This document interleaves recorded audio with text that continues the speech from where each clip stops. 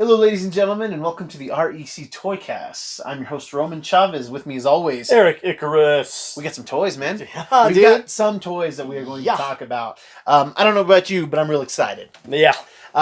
We haven't reviewed any DC figures before. This is the inaugural DC Toycast for us. Yes. Which so, I'm welcome DC figures. Yes. McFarlane Toys took over the DC Toys projects basically from here on out. Who was initial? Mattel was not initial, but the last one. Oh, they were okay. Mattel. Hasbro has done DC figures and stuff like that. Wow, yeah, okay. These contracts hop around. Okay. But it was a big deal because they had really good commercial success with their Mattel company doing them. They were the DC Universe Classics. Oh, yeah. Amazing line. Yeah. And then they kind of trailed off. They had these DC Multiverse, which this is also a DC Multiverse, but they kind of trailed off with theirs. And then McFarlane got the contract, which is great because, dude, retail in the store, $15.99. Oh, for these figures. That's amazing. It's a steal. It is a steal, especially for reals. Yes, because your legends. Yeah, for the Devastator, here in the middle, this man is heavy. This is a heavy figure for $15.99. Yeah, awesome. Marvel Legends are $19.99. So, but they often come with a Build a Figure, which kind of can up that price a bit.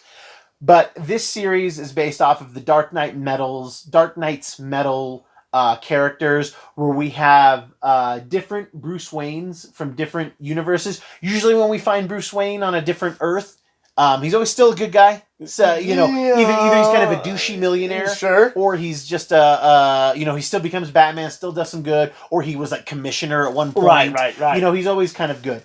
In this version of the Bruce Wayne characters, things didn't go great, or there was something that turned them, and they're kind of all bad. Yeah.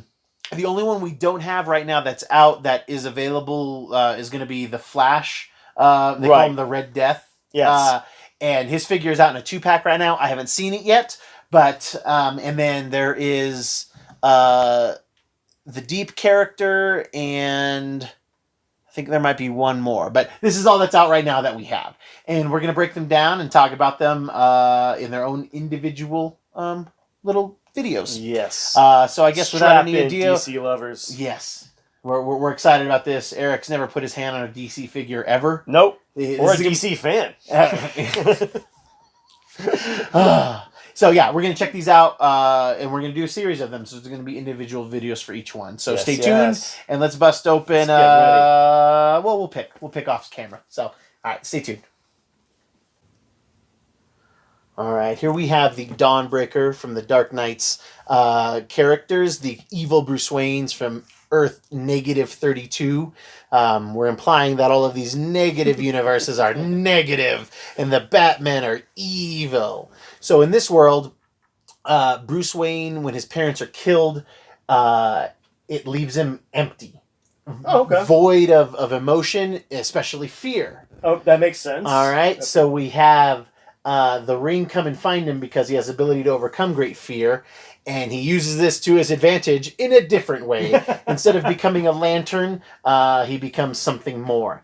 On here we have some great art. This is actually the cover to Dark Knight's Metal Dawnbreaker #1. It has the source as the Dark Knight's Metal comics issue or in 2017. So relatively new character. Yeah, definitely. Getting his own action figure. Excellent. Yeah. So I love this box. This is simple kind of box art here, just on the back. But you could kind of display your figures this way if you wanted to. If you didn't have a lot of room, you could almost have them in a bookcase. Yeah, totally. And just kind of pull them out as you need it. Yeah, like your trade. Yeah, that's pretty cool, man. So the issue is that the Ring doesn't let you kill unjustly. Sure. And Bruce Wayne's willpower is so strong that kind of darkness that the parents, the void that it leaves, kind of consumes the Ring.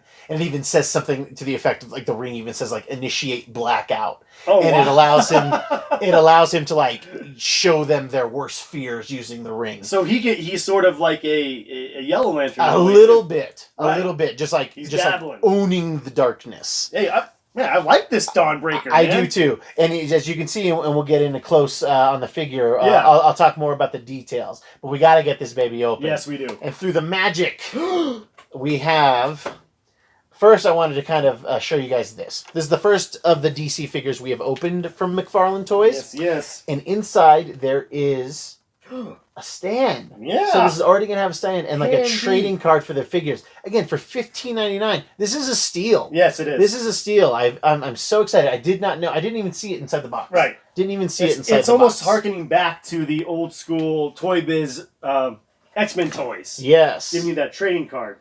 All right. So we have the Dawnbreaker here. The figure is as good as it looked in the box, man. It's got that good stiffness because it's case fresh. Yes. I opened this box and took this figure out, so this has just been in my hands. Amazing details here. And you can see on the face, real close here, it's just kind of... the power's just kind of corrupting this Bruce, and his face is like melting in places. It's pretty gnarly. Huh. But I love the addition of the bat symbol and the Green Lantern symbol layered here together. There's some excellent texture on the armor here. And I love this because it kind of reminds me of the Borg, just kind of this steampunky, dude, yeah. This steampunky like tubes. Like I don't get why they're there, but they are. Nice tubular. Nice belt. This guy knows how to to get his accessories. Batman always knows how to accessories. Yeah. He looks like he has a cell phone there, in That's case why he gets he's my trouble. Favorite. Get on that cell phone, baby. All right. Is there an Alfred in this universe? There is, but I haven't seen him referenced. Okay. Yeah, in this particular one. All right, the first booty shot review. Okay. And I gotta say, this is all a little flat. It's a little flat. Pockets are touching. Yep, this is a little white man booty, which makes sense. All right, but the figure is beautiful. Oh my gosh, I love the torso. It's kind of a mid-torso move, which is interesting. So it kind of bends at the rib cage more than the torso itself. The joints look good. The wrist is strange. Look at this. If your wrist bends like that, I'm not... That looks uncomfortable. That looks uncomfortable. Yeah. That makes for some strange posing there. Yeah, all in all, man, this is... What do you think, man? This is a great figure. Okay. The articulation's good. It's close to Marvel Legends quality. Okay. Close to Marvel Legends like you were saying quality. in other videos, DC's going more for just you look at it. Yeah. It is what it is kind of thing, and not going for articulation maybe. This is good. This would be a great addition to add to the core or to add the villains of the core. Nice. I'm loving it. Yeah. Where are we at with that stand, my friend? Coming up. Man. All right. It's in there. This is the hardest thing to get out. Yes, we had some good fights with Hal Jordan. It was nice to kind of see Hal Jordan kind of fight his Batman doppelganger. Oh, they do fight. They do. Okay, yes, cool. they did fight in this. They did fight in this story. And what we do see is that this Batman isn't as good as the fighting because he hasn't had to really rely on it. Yeah. Yeah. But this is a lot of fun. I really want to show you guys the stand now that it's open and out. So the stand came in two pieces. We had this arm that apparently will go around the waist. That's what it looks like. Oh yeah, nice. It's kind of rigid. Cool. That's very cool. It's kind of rigid, so it's not just like flimsy plastic. So you can really like clamp around, and it's going to go into this really beautiful clear base I like that says DC. I don't know if we can see that move. Yeah, there we go. Put my hand behind it. You can see the DC logo. Very, very classy. Comes with this gnarly trading card too. Yeah, let's see. How do we get this in here? I mean, Life finds a way. It does find a way, but I'm struggling. I'm going mano a mano with this thing. I shall go. Well, while Eric does that, I'm going to do this. This is the accessory that comes with the Dawnbreaker. Eric snapped it together so quickly. He knows what he's doing. This very, very beautiful bat. Well, I guess 3 bats. This would be cool to go with. There is a Green Lantern Batman figure out there as well. That would be a really cool accessory to put with it. But the detail on this is amazing. It's almost like, it's creepy. It's almost got like suction cups here. Yeah, it almost looks like tentacles that are part of the bat, which is it's a goth person's. I'm excited. Yes. It makes me excited. The character, he does just like crazy looking, like a goth anime person would love what the Dawnbreaker totally. Does. And it kind of has a mini trading card of that figure. It's got stuff on just kind of the origin of the character. This is great value here. This is great value. This type of stuff, it's just funny because McFarlane is obviously one of the kings of the 90s. Yes. And this is a very 90s thing to do, put a trading card inside an action figure. Oh, yeah, totally. All right. So it's nice to get a stand. It's cool because we can simulate flight. You hear us, Hasbro? Yeah. Well, they used to do it. They just don't do it as much anymore. I don't know if that actually goes on the stand. It doesn't. It doesn't. I think there might be a way. So there's probably a way to do that, but it doesn't seem to have like a hole that I could find. But just beautiful. And then there's a foot peg there if you wanted to do them standing. Yeah. And what's cool is that you can use it for other DC figures. You know, you don't have to just use it for the one it came with. Right. And we will be using these stands at great length, I would imagine. It's so cool, man. All right, Eric, give me a scale, 1 to 5. What do you think? Solid 4, just because of the what do they call this in the comics? The construct. The construct. Yeah. That is beautiful.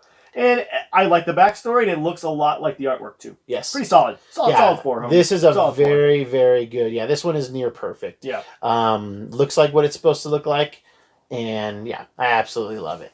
I'm going to agree with you. I'm going to say it's a 4. I'm going to say it's a 4. Nice. All right, kids. Well, this is our show. If you like what we're doing, hit that subscribe button. Let us know what you think of the review. And stay tuned. We're going to do more in this series.